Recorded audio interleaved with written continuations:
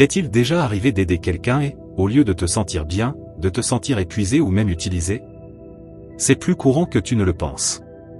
Les stoïciens ont compris que notre énergie, notre temps et nos ressources sont limitées. Par conséquent, nous devons les utiliser avec sagesse. Dans cette réflexion, nous allons explorer en profondeur les types de personnes que, selon le stoïcisme, nous ne devrions pas aider. Nous analyserons chaque type en détail, en expliquant pourquoi il serait préférable de ne pas leur offrir notre aide, tout en appuyant nos arguments par les enseignements des philosophes stoïciens. Commençons par une introduction générale pour comprendre la notion d'aide d'un point de vue stoïcien. Ensuite, nous examinerons chaque type de personne de manière spécifique, avec des citations et des réflexions profondes pour enrichir notre compréhension. Premier type de personne à ne pas aider. La première catégorie concerne ceux qui ne veulent pas être aidés. Cela peut sembler évident, mais tu serais surpris de voir à quel point nous essayons parfois d'aider des personnes qui, en réalité, ne sont pas intéressées à changer ou à améliorer leur situation.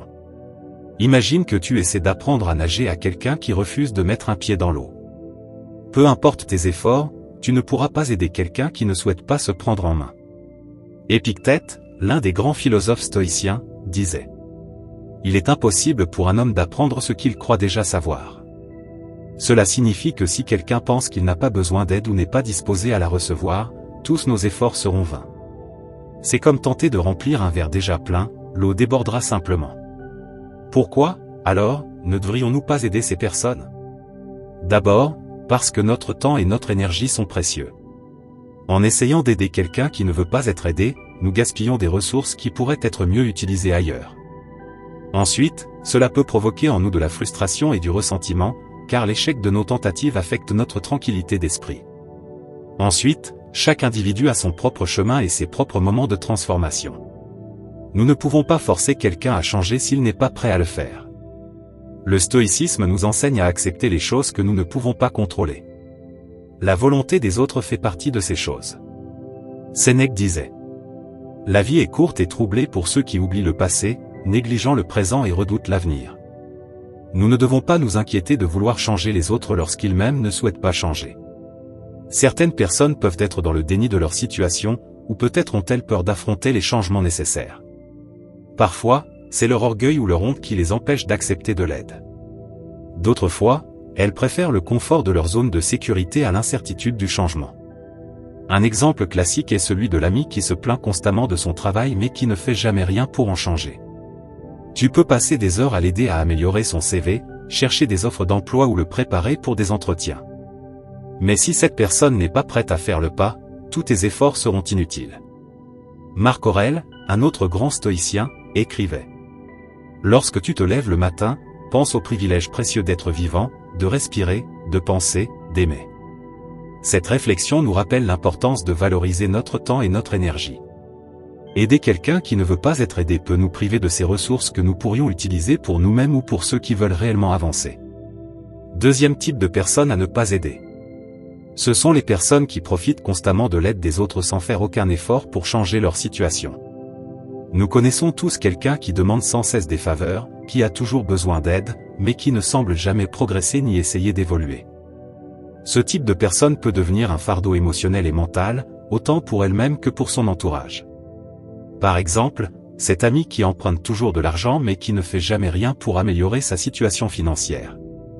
Il trouve toujours une excuse pour ne pas rembourser ses dettes, promet que cette fois sera différente, mais ne tient jamais parole. Ce comportement ne nuit pas seulement à la personne qui aide, mais également à celle qui profite de cette aide, car elle n'apprend jamais à devenir autonome. Sénèque, dans une de ses lettres, écrivait: rien ne se découvre complètement en une seule fois. Cela nous enseigne que la croissance et le changement nécessitent du temps et des efforts. Si quelqu'un refuse de s'investir dans son propre développement, nos tentatives pour l'aider ne feront que perpétuer sa dépendance. Aider quelqu'un qui ne fait aucun effort, c'est comme essayer de remplir un tonneau sans fond, peu importe la quantité d'eau que l'on y verse, il ne se remplira jamais.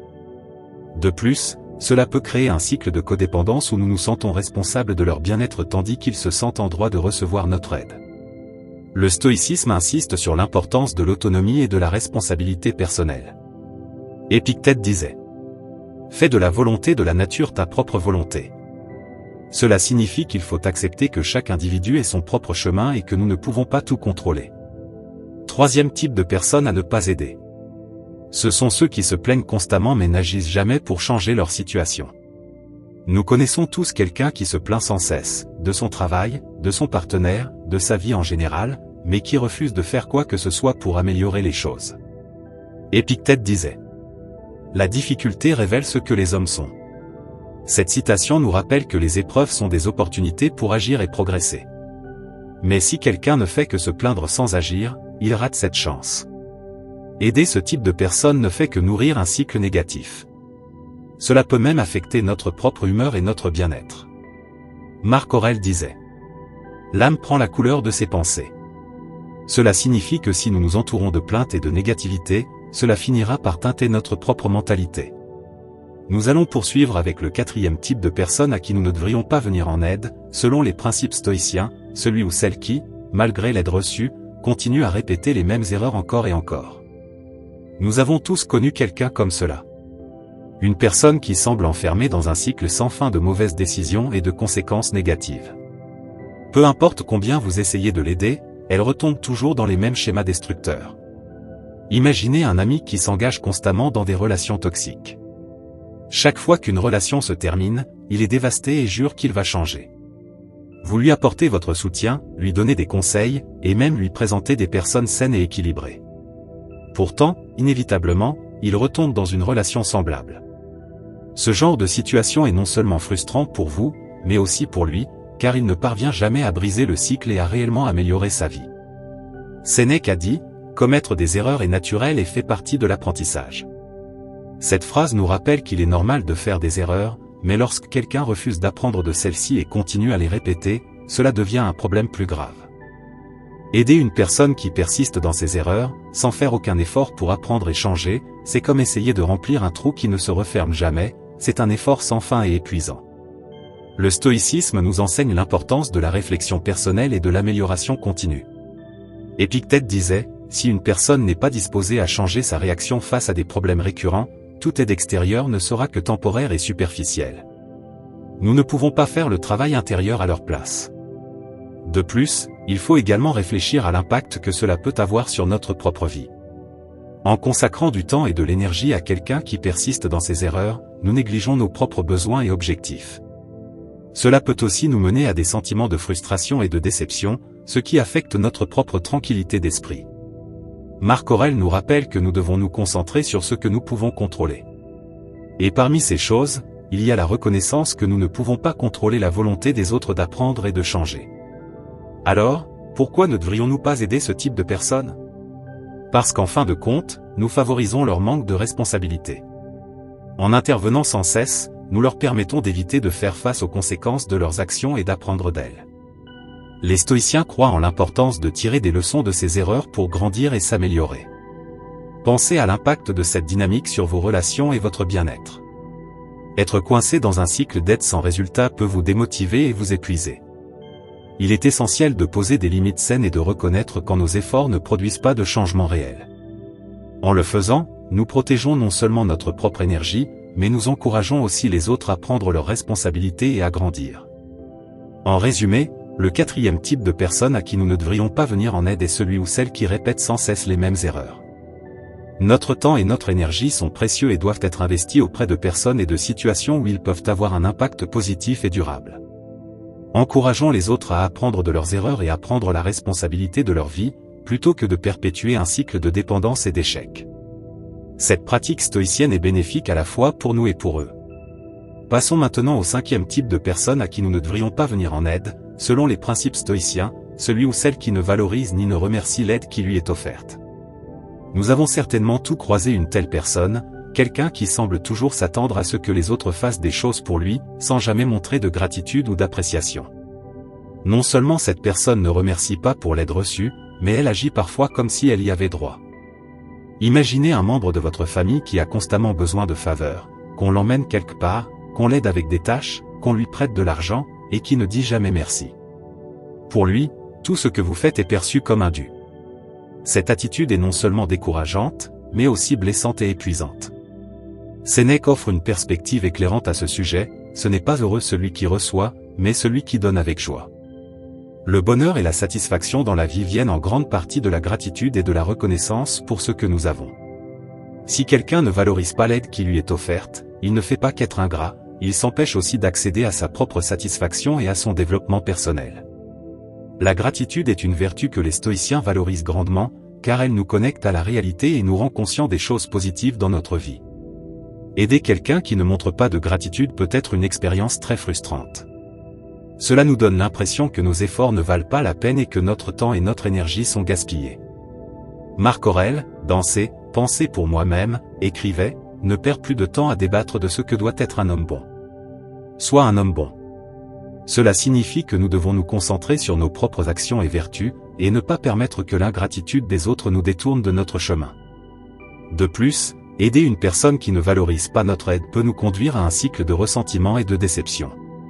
Chaque fois que nous aidons, nous espérons un minimum de reconnaissance, et quand nous ne l'obtenons pas, cela nous affecte. Épictète disait, « Ce ne sont pas les choses qui troublent les hommes, mais les jugements qu'ils portent sur elles. » Si nous permettons que l'ingratitude des autres nous dérange, nous leur donnons trop de pouvoir sur nous.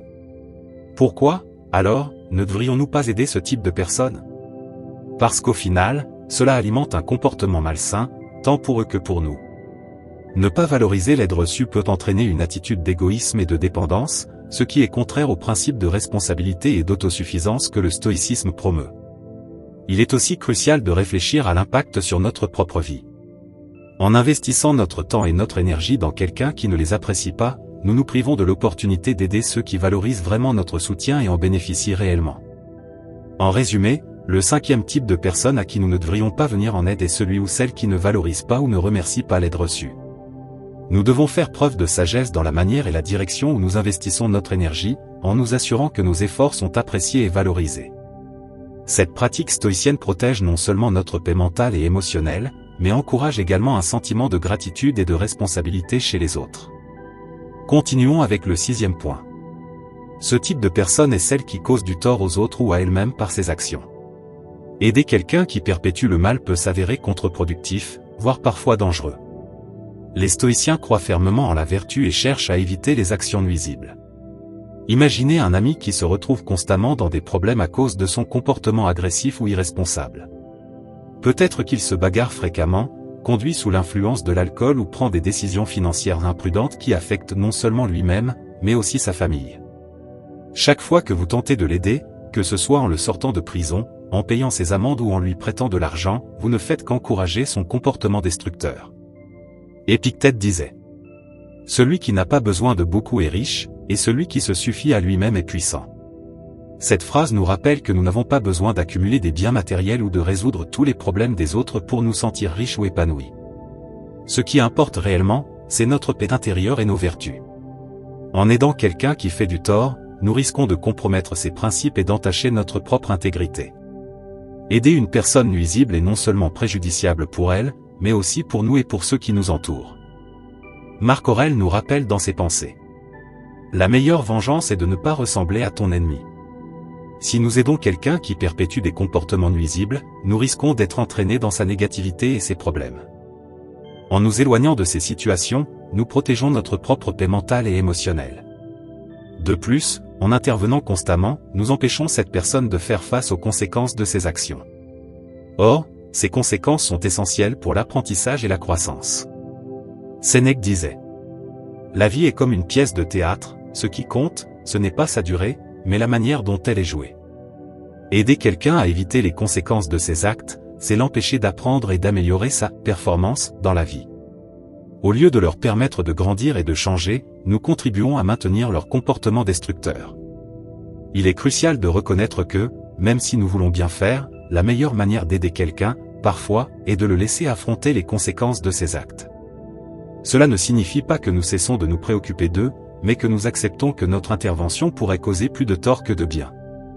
En les laissant mener leur propre combat, nous leur offrons l'opportunité d'apprendre et d'évoluer. Par ailleurs, il est important de réfléchir à la façon dont ce type d'aide impacte notre propre vie. Être constamment impliqué dans des situations nuisibles nous expose à un stress et à une anxiété inutile. Les stoïciens insistent sur l'importance de préserver notre tranquillité d'esprit et de nous concentrer sur ce que nous pouvons contrôler. Nous ne pouvons pas contrôler les actions des autres, mais seulement nos propres réactions. En résumé, le sixième type de personne à ne pas aider est celui qui cause du tort aux autres ou à lui-même par ses actes. Nous devons être sages dans la manière et envers qui nous offrons notre aide, veillant à ne pas perpétuer des comportements destructeurs. Cette pratique stoïcienne protège non seulement notre paix intérieure, mais encourage également la responsabilité et la croissance personnelle chez les autres. Passons au septième type de personne qu'il ne faut pas aider selon les principes stoïciens. Ce type de personne est celui qui tente de manipuler ou de contrôler les autres à travers l'aide. Nous avons tous déjà rencontré quelqu'un qui propose son aide avec des arrière-pensées, attendant quelque chose en retour ou cherchant à influencer la vie des autres. Ce genre de personne n'est pas vraiment intéressée par l'aide en elle-même, mais par le pouvoir et le contrôle qu'elle peut exercer. Imaginez une connaissance qui semble toujours prête à vous aider, mais chaque fois qu'elle le fait, il y a un prix à payer. Peut-être vous aide-t-elle à décrocher un emploi, mais attend ensuite que vous lui rendiez des faveurs inconfortables, ou peut-être vous prête-t-elle de l'argent, mais utilise cela comme levier pour manipuler vos décisions. Cette aide n'est pas sincère et peut être très nuisible à votre indépendance et à votre bien-être émotionnel. Épictète disait: le désir et le bonheur ne peuvent coexister.